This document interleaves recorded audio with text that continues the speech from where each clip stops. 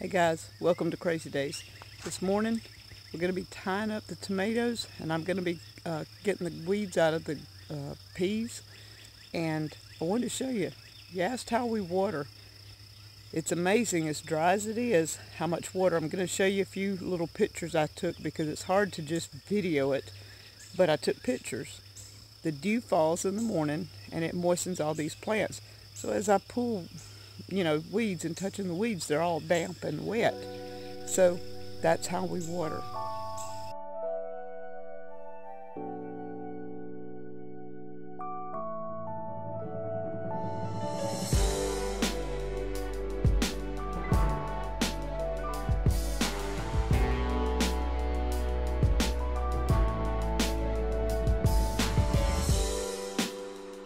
Danny managed to get all the tomatoes tied up, plus he added a little bit of nutrition to each one, and they just need water now.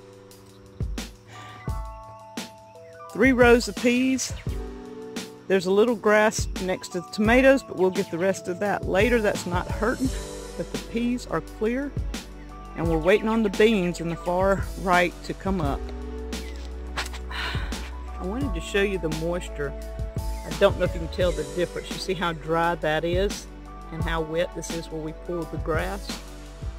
There is water underneath this. Right here is a branch, so there is water under here. And over that way is a pond that's level with the ground, so we're thinking the water seeps into this. So there is moisture under here.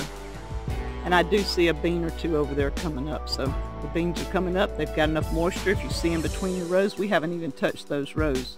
And the center of those rows are just as wet as they can be. So we do have moisture even without watering. Thank you from Crazy Days.